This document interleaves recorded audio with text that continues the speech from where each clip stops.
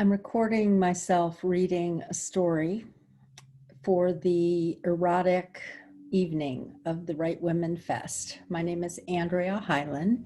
I'm the founder of Heal My Voice, and I'm reading story 11 from my teaching memoir that tells a lot of stories, Heal My Voice, An Evolutionary Woman's Journey. So this is story 11, and it's a story about my journey of sexual exploration with a moment of deep connection. It's called Slut, a woman with the morals of a man. First, I start with a quote from James Baldwin from his book, The Fire Next Time. To be sensual, I think, is to respect and rejoice in the force of life itself, and to be present in all that one does, from the effort of loving to the breaking of bread. After my husband died, I didn't have sex for 8 years. I was 48 years old when he died. And if I were to believe what a relative told me when I was 25 years old, my days for sex were almost over anyway. She told me no woman wants to have sex after she turns 50. As a grieving widow, sex was the last thing on my mind. My immediate focus and priorities were homeschooling our 12-year-old daughter, selling my husband's business, taking care of our house on 3.5 acres with a pool, outdoor wood stove, heater, and gardens. Everything was in upheaval and transition. The details kept me busy and exhausted. And underneath it all, I was numb and grieving. Then something changed. It began when my body started waking up like crazy about 6 years after my husband died. Turned on all the time, heart racing like a schoolgirl with a crush, genitals buzzing. There was so much heightened sexual sensation in my body, I wanted to scream. It came in waves, and I didn't know what to do with it. I felt like a cat in a bed of catnip. So I tried to get rid of the sensation. Masturbating, dancing, running, cold shower, hot bath. I couldn't control it or stop it. I knew these were not hot flashes. I entered perimenopause at the age of 45, 10 years earlier, and I was one of the lucky women to transition easily with the support of B-complex and extra rest. No, this was more like what I had heard was a Kundalini rising experience, a primal physical jolt of sexual energy. It can happen when you are in a period of deep spiritual practice and growth. The description fit my daily meditation, silent walks in nature, and mindfulness practices of deeper listening to my inner voice. I had been cultivating the inner, immersed in spiritual work for 6 years. The awakening continued on and off for the next 2 years until I ran into a friend at the Agape Spiritual Center in Los Angeles one night. After a hug and some basic, "How are you?" small talk, he asked me to give him a summary of what was happening in my life right now. The words poured out of my mouth. Sexuality. I told him I wanted to talk about it on the radio, write about it, and figure out what a respectable woman in her 50s was supposed to do with all of this body sensation. I told him I wanted deep physical connection with the lights on, exploring the desire in my body, and I wanted slow, full, rich connection.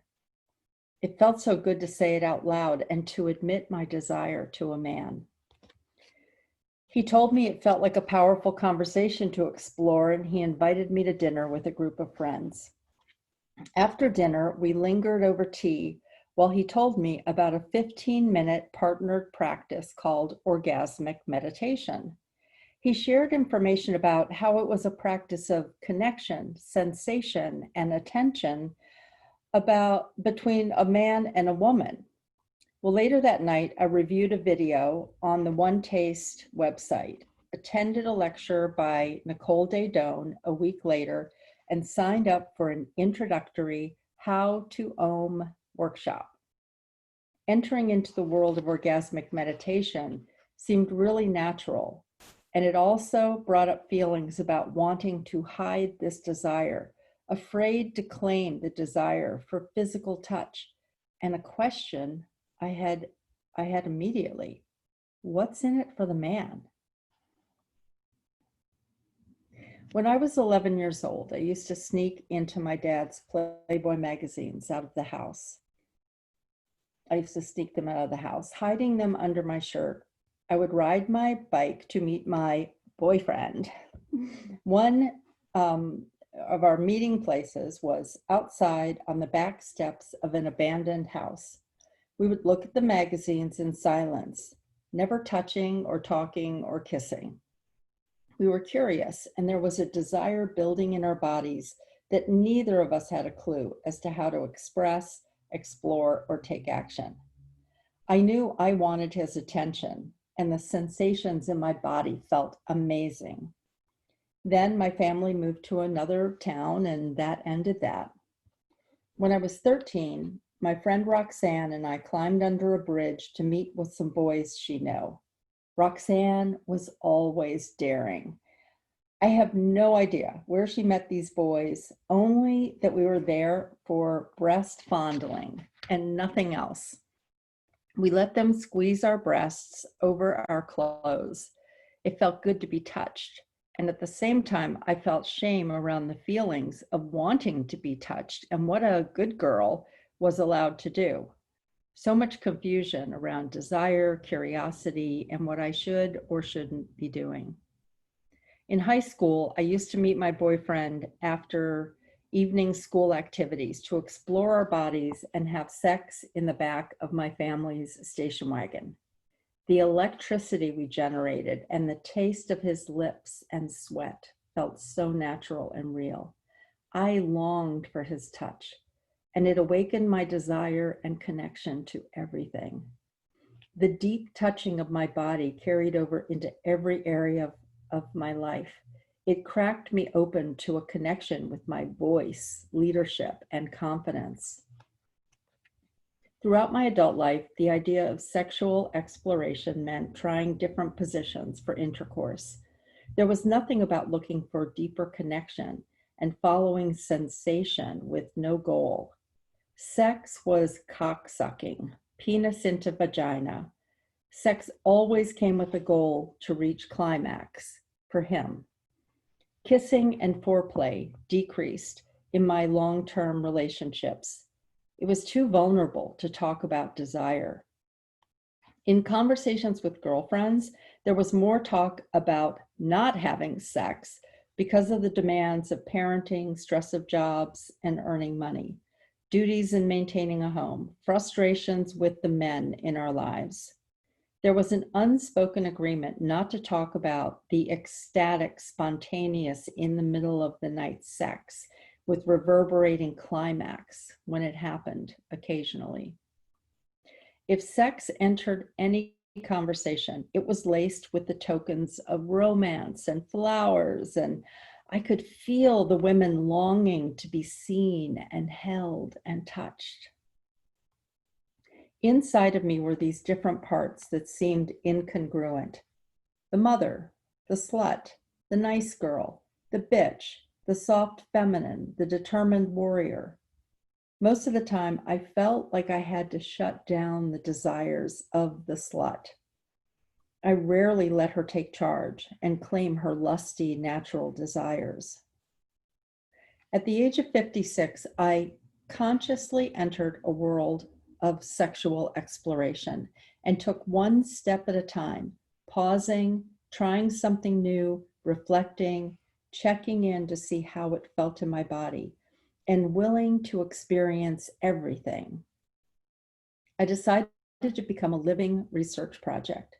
Over a 2-year period, I practiced orgasmic meditation, OM, with multiple partners, had an intimacy research partner to explore sex and vulnerable conversation and connection, lived in a conscious community with a morning Om practice, and took a year of coursework in a desire-based leadership program and orgasm mastery.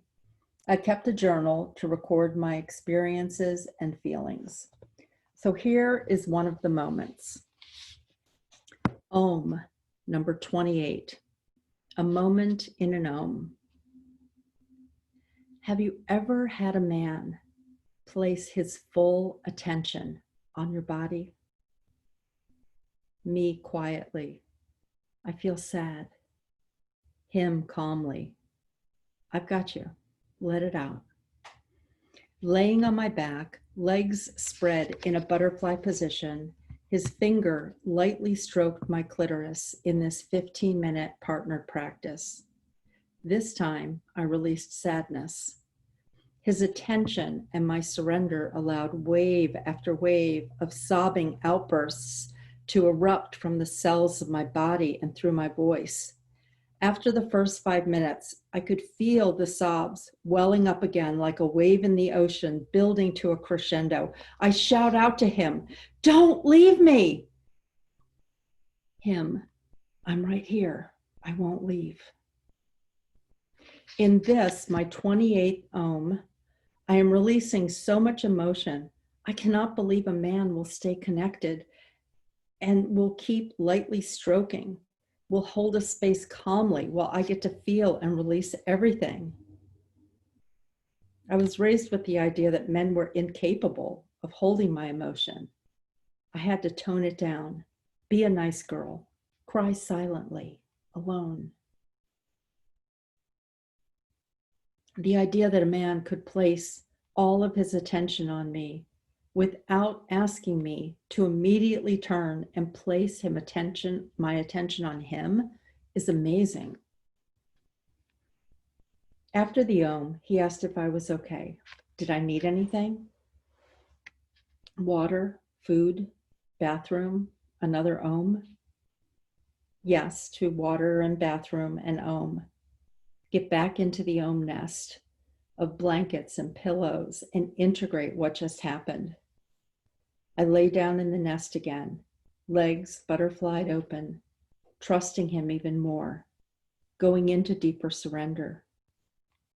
Throughout the Om, the only thing that emerges is connection, heightened sensation, and more pleasure than I have ever felt in my life. I am cracked open. The experience changed us both. I felt a man place his full attention on me, holding all of me, and going into the deepest surrender I have ever felt. He experienced a woman trusting him enough to let him hold her, all of her. Maybe the things we were taught about women and men are not true.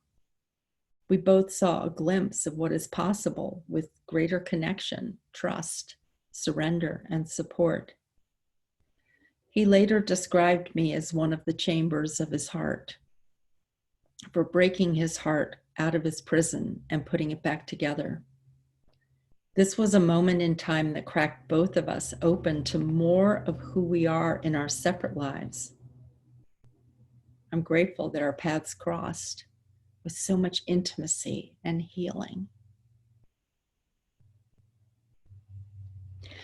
It was so incredibly liberating to live in an environment where I could connect with my body, run my business, live my life fully. I experienced what was possible. I learned to receive more in every area of my life. I kicked my people-pleasing ass to the curb, and I felt more like myself than ever before. During my intimacy research, I gave the slut a voice and experience. I like her. She's amazing and powerful. I want to keep giving her a voice and expression, along with all of the parts of me. I commit to keeping her passion alive. The Urban Dictionary describes slut as a woman with the morals of a man. Now, to me, that means in our society, men can express natural sexual desire, but women receive demeaning, shameful labels that shut down our sexual desires and expression, which shuts down our creativity and our voice. Well, after 2 years of immersion in intimacy and sex research, I packed my suitcase, left the community house, and stepped back into my old life. I began to ask myself, what's next? Do I want a life partner? Do I want to live in another house with a daily OM practice?